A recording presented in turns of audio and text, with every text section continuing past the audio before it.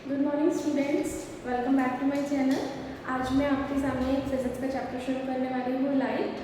And आप मेरे अलग अलग सब्जेक्ट्स के लिए मैं कोशिश कर रही हूँ कि मैं प्लेलिस्ट तैयार करूँ आप लोगों के लिए, लेकिन फिर भी टिल द टाइम जब तक एक मेरी प्लेलिस्ट तैयार नहीं होती है तब तक आप सर्च करके एक वीडियोस देख सकते हैं कि आपको किस टॉपिक पर वीडियो चाहिए। अभी वैसे बहुत कम वीडियोस हैं, बट मैं डेली कोशिश कर रही हूँ कि कुछ नया करूँ।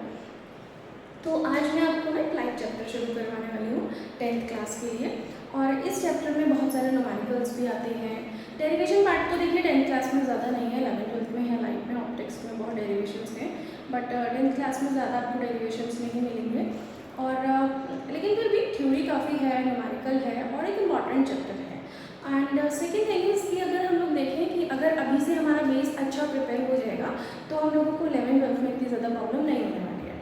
तो चलिए लाइट हम शुरू करते हैं चैप्टर। तो थोड़ा सा मैं आपको एक बेसिक इंट्रोडक्शन देती हूँ लाइट का, फिर हम थोड़ा सा आगे इसको एक्सटेंड करेंगे।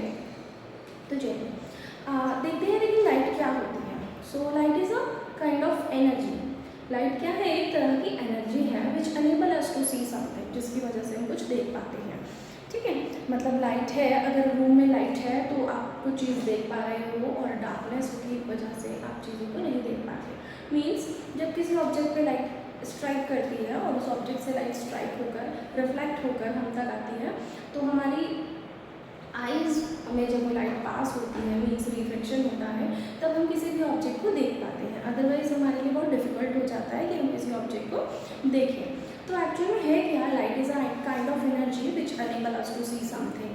And there are two way of representing the light, or we can say there are two types of light. Some theory says that light is a form of particles, means कि जो light है वो particles से बनी है। ये particle theory है आपकी electromagnetic theory, electromagnetic wave theory के हिसाब से अगर हम लोग देखा जाए तो लाइट क्या है? एज अ वेव बिहेव करती है। मीन्स लाइट जो करती है, ट्रेवल करती है, वो एज अ वेव ट्रेवल करती है। तो दोनों थ्योरी को देखा जाए तो दोनों थ्योरी के अलग अलग आपके प्रूफ भी हैं कि हाँ as a light as a particle behave करती है या light as a wave behave करती है। ये लाइट का बेसिक नेचर है कि लाइट एक एज अ वेव भी बिहेव करती है और एज अ पार्टिकल भी बिहेव करती है। मीन्स लाइट दोनों फॉर्म में ट्रेवल करती है, एज अ वेव भी ट्रेवल करती है और एज अ पार्टिकल भी। अब हम फर्दर इसमें बहुत ज़्यादा डिटेल में नहीं जाएंगे, हम डायरेक्ट रिफ्लेक्शन पर आते हैं, क्योंकि हमें कुछ जल्दी इस टॉपिक को कवर करना है और एक पूरा कंप्लीट चैप्टर के लिए साथ न्यूमेरिकल्स के साथ और एक अदर डेरिवेशंस के साथ आपको डेरिवेशंस का पार्ट बहुत ज़्यादा नहीं है और बहुत लॉन्ग डेरिवेशंस भी नहीं, तो छोटे छोटे से डेरिवेशंस हैं। छोटे भी नहीं कहेंगे, ये कहेंगे कि डायरेक्ट फार्मूला है 10th क्लास में, तो डायरेक्ट है ना, तो उनको कंप्लीट करना है आज। मैं आज सोच रही हूँ कि आपको थोड़ा मतलब एटलीस्ट 50% ये चैप्टर आपको आज करके दे दूँ। तो चलिए हम लाइट पर आते हैं। So what is reflection of light? सबसे पहले हम क्या पढ़ने वाले हैं? Reflection of light. Reflection of light. तो देखिए ये स्मूथ शाइनिंग सरफेस है। जब इस सरफेस पे कोई भी लाइट स्ट्राइक करती है, मान लिया कि कोई लाइट ऐसे स्ट्राइक करे इस सरफेस पे, एंड इस मीडियम में वो सेम मीडियम में वो बाउंस बैक हो गई एंड ये एज अ नॉर्मल बिहेव करता है। ये क्या है आपकी इंसिडेंट रे, एंड ये क्या है आपकी रिफ्लेक्टेड रे, एंड ये क्या है आपका नॉर्मल। ओके, ये कोई स्मूथ शाइनी सरफेस है, स्मूथ शाइनी सरफेस। मीन्स जब भी कोई लाइट किसी सरफेस पे स्ट्राइक करती है, ये एक इंसिडेंट रे है, ये स्मूथ शाइनी सरफेस पे स्ट्राइक करी और सेम मीडियम में लाइट क्या हो गई? बाउंस बैक हो गई। और तो इस फिनोमेना को हम क्या कहते हैं? Reflection of light. So what we call the reflection? Reflection is when a light beam strike on a smooth shiny surface and bounce back in the same medium, then this phenomena is known as reflection of light. In this reflection, जब incident ray normal के साथ जो angle बनाती है उसको incident angle कहते हैं, and reflected रे जो नॉर्मल के साथ एंगल बनाती है उसको रिफ्लेक्टेड एंगल कहते हैं। Means the angle formed by the incident ray with the normal is called incident angle, and the angle formed by the reflected ray with the normal is called reflected angle. So there are two angles, incident angle and reflected angle. Is it clear? समझ में आया आपको कि reflection होता क्या है? अच्छा, एक कंडीशन ये ज़रूरी है रिफ्लेक्शन में कि लाइट बीम रिफ्लेक्ट होकर सेम ही मीडियम में वापस जाती है। ऑलवेज रिमेंबर कि जब लाइट बीम एक मीडियम पर से ट्रेवल करती है तो जो वो रिफ्लेक्ट होती है तो वो सेम मीडियम में ही ट्रेवल करती है वापस। मीन्स कि अगर वो दूसरे मीडियम में चली गई तो रिफ्लेक्शन नहीं होता है। रिफ्लेक्शन होने के लिए उसको उसी मीडियम में वापस जाना ज़रूरी है जिस मीडियम से वो आई है। ओके, तो चलिए अब हम यहाँ देखते हैं कि जो रिफ्लेक्शन होते हैं वो टू टाइप्स के होते हैं। एक होता है हमारा regular reflection, regular reflection first जो टाइप है हमारा, एंड जो सेकेंड टाइप है वो कैसा है, उसको हम इररेगुलर रिफ्लेक्शन भी कह सकते हैं। इररेगुलर रिफ्लेक्शन या हम उसको डिफ्यूज रिफ्लेक्शन भी कह सकते हैं। ओके, हम उसको इरेगुलर रिफ्लेक्शन भी कह सकते हैं, डिफ्यूज रिफ्लेक्शन भी कहते हैं। अब देखिए क्या होता है, जो रेगुलर रिफ्लेक्शन है उस रिफ्लेक्शन में जब पैरेलल बीम ऑफ लाइट्स किसी स्मूथ शाइनी सरफेस पर स्ट्राइक करती हैं तो वो जिस एंगल से इंसिडेंट होती है उसी एंगल से रिफ्लेक्ट हो जाती है, मतलब पैरेलली ही स्ट्राइक हुई है और पैरेलली ही रिफ्लेक्ट हो जाती है। लाइक कि मान लिया मैं इसी फिगर को थोड़ा मॉडिफाई कर देती हूँ, एक लाइट रे ये है और एक लाइट रे ये है, तो आप देख रहे हैं कि जो लाइट बीम है ये पैरेलली स्ट्राइक हुई है, तो ये पैरेलली ही क्या हो जाएगी, रिफ्लेक्ट हो जाएगी। पैरेलली ही क्या हो जाएगी, रिफ्लेक्ट हो जाएगी। आप यहाँ देख रहे हैं कि जो इंसिडेंट रे है वो भी पैरेलल है और जो रिफ्लेक्टेड रे है वो भी पैरेलल है। So this kind of reflection is called regular reflection. Means regular reflection में इंसिडेंट रे भी पैरेलल होती है और रिफ्लेक्टेड रे भी पैरेलल होती है। Okay, now come to the next, that is diffuse reflection. Diffuse reflection में देखिए होता क्या है, डिफ्यूज रिफ्लेक्शन में जब पैरेलल बीम्स ऑफ लाइट किसी स्मूथ शाइनी सरफेस पे रिफ्लेक्ट करती हैं या इंसिडेंट करती हैं, सॉरी, तो जब वो इंसिडेंट करती हैं तो एक्चुअली होता क्या है, देखिए स्मूथ शाइनी सरफेस नहीं होता है ये। डिफ्यूज रिफ्लेक्शन में जो सरफेस होता है वो रफ होता है। सरफेस क्या होता है, रफ होता है, क्योंकि अगर सरफेस स्मूथ हो जाएगा तो जो आपका रिफ्लेक्शन है वो अगेन रेगुलर रिफ्लेक्शन हो जाएगा। ठीक है, तो हमें जो इरेगुलर रिफ्लेक्शन करना है वो रेगुलर रिफ्लेक्शन किस पे होता है, आपके रफ सरफेस पे होता है। किस पे होता है, रफ सरफेस पे होता है। तो जब रफ सरफेस पे कोई लाइट बीम स्ट्राइक करती है इस तरह से, आइदर वो पैरेलली स्ट्राइक करे या नॉन पैरेलली स्ट्राइक करे, क्योंकि जो हमारा सरफेस है वो स्मूथ नहीं है, तो जो हमारे नॉर्मल होते हैं उनकी डायरेक्शन चेंज हो जाती है। कोई नॉर्मल इस तरह से होता है, मीन्स अगर लॉजिकली देखा जाए तो नॉर्मल हमें देखने में, जो नॉर्मल है वो हमें देखने में बिल्कुल परपेंडिकुलर नहीं लगता है, क्योंकि सरफेस इरेगुलर है ना, उस इरेगुलरिटी की वजह से होता तो नॉर्मल ही है, मतलब होता तो परपेंडिकुलर ही है, लेकिन उस इरेगुलरिटी की वजह से उस नॉर्मल की डायरेक्शन चेंज हो जाती है।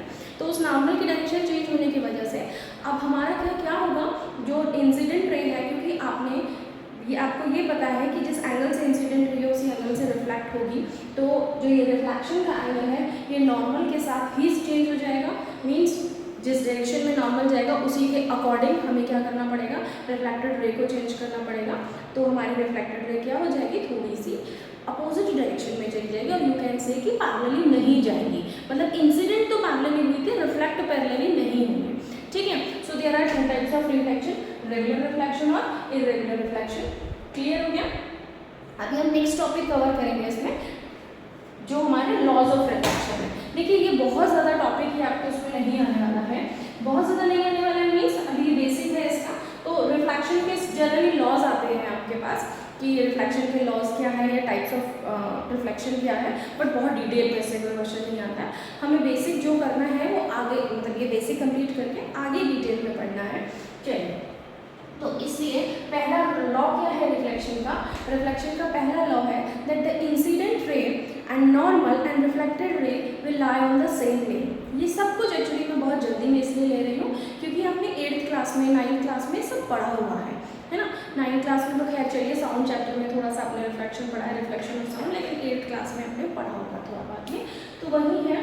अभी क्या है, हम इसके लॉज पढ़ते हैं या रूल्स ऑफ रिफ्लेक्शन। रिफ्लेक्शंस के क्या रूल होते हैं? तो जो रिफ्लेक्शन के रूल होते हैं, फर्स्ट रूल है रिफ्लेक्शन का, इंसिडेंट रे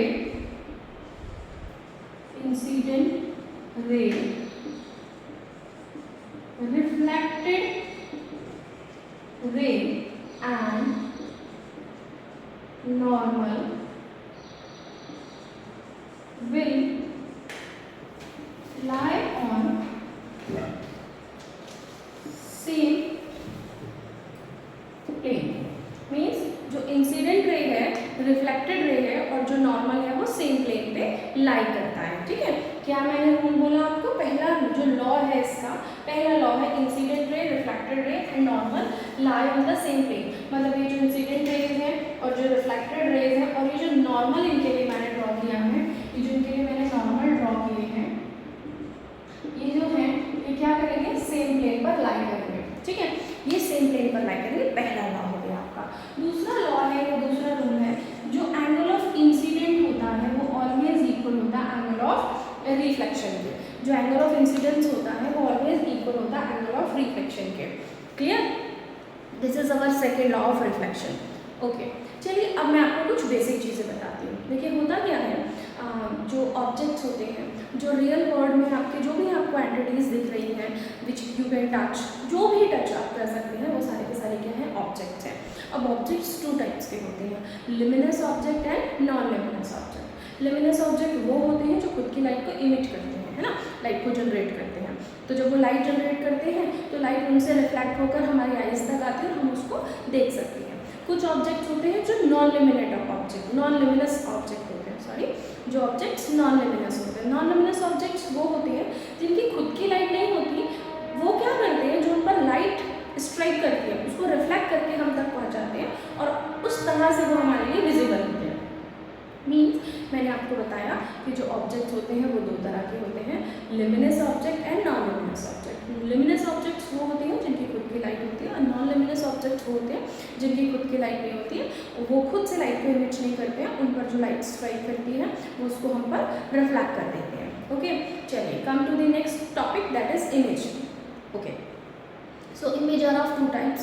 जब भी आप किसी ऑब्जेक्ट को किसी मिरर में देखते हैं, प्लेन मिरर में देखते हैं, तो प्लेन मिरर में जो आपको पिक्चर दिखाई देती है दैट इज इमेज। ओके, तो इमेज भी टू टाइप्स की होती है, रेगुलर आपकी रियल इमेज और वर्चुअल इमेज। रियल इमेज वो इमेज होती है जिनको आप स्क्रीन पर ऑब्टेन कर सकते हो और वर्चुअल इमेज वो इमेज होती है जिनको आप स्क्रीन पर ऑब्टेन नहीं कर सकते। अब देखिए हमें देखने में लगता है कि अरे ये तो एक फ़ोटो है, ये भी स्क्रीन पर है, ये टीवी पर एक मूवी चल रही है, ये भी स्क्रीन पर ऑब्टेन हो रही है, तो रियल कैसे पहचाने और वर्चुअल कैसे पहचाने। But the thing is this, आप देखिएगा जिन इमेज में लेटरल इन्वर्जन होता है या जो इमेज मैं कहूँ लेटरली शिफ्टेड होती है वो हमेशा वर्चुअल इमेज होती है और जो लेटरल इन्वर्जन को शो नहीं करती वो इमेज रियल इमेज होती है, ठीक है। जैसे मान लिया जब हम अपने आप को एक प्लेन मिरर में देखते हैं तो हमारे जो हम ऑब्जेक्ट की जो लेफ्ट साइड है वो हमारी इमेज की राइट साइड बन जाती है और जो राइट साइड है वो इमेज की लेफ्ट साइड बन जाती है। इसको कहते हैं लेटरल इन्वर्जन होना। लेटरली इन्वर्जन होने का मतलब होता है जब ऑब्जेक्ट की the left side of the image object becomes the right side of the image and the right side of the object becomes the left side of the image. This is called lateral inversion. एक lateral inversion का बहुत अच्छा example आपने ambulance देखा है। जब भी कोई ड्राइवर ड्राइव करता है तो अपने जो साइड मिरर है या रियर व्यू मिरर है उस मिरर में देखता है कि पीछे से एम्बुलेंस आ रही है। तो एम्बुलेंस अगर जो एक सीधे तरीके से करेक्ट वे में लिखा जाएगा तो जो ड्राइवर है उसको वो लेटरली शिफ्टेड इमेज दिखाई देगी, तो उसको इतना इजीली विजिबल नहीं होगा, उसको समझना पड़ेगा कि क्या व्हीकल पर क्या लिखा है ना, क्योंकि लेटरली शिफ्टेड इमेज दिखाई देगी आपको प्लेन मिरर से। तो वो करता क्या है, आपको क्या करके दे देता है, उसको ऑलरेडी लिटरली शिफ्टेड लिखा जाता है, मतलब उसकी मिरर इमेज को एम्बुलेंस की उस एम्बुलेंस पे प्रिंट किया जाता है, सो दैट कि जब भी कोई व्हीकल ड्राइवर उसको देखे तो क्या करे, उसको लिटरली शिफ्टेड होगा वापस से वो, क्योंकि वो प्लेन मिरर में उसको देख रहा है, तो जो इमेज हमें मिलेगी वो करेक्ट इमेज मिलेगी। मीन्स अब वो सीधा होकर एम्बुलेंस लिखा हुआ ड्राइवर को दिखेगा और ड्राइवर जल्दी से उसको पहचान पाएगा कि एम्बुलेंस लिखा है, उसको समझ पाएगा और उसको रास्ता दे देगा। किसको रास्ता दे देगा? अपने जो पीछे से एम्बुलेंस आ रही है उसको रास्ता दे देगा। तो मैंने आपको बताया कि इमेज 2 टाइप्स की होती है, एक रियल इमेज जो लेटरल इन्वर्जन को शो नहीं करती है और एक वर्चुअल इमेज जो लेटरल इन्वर्जन को शो करती है।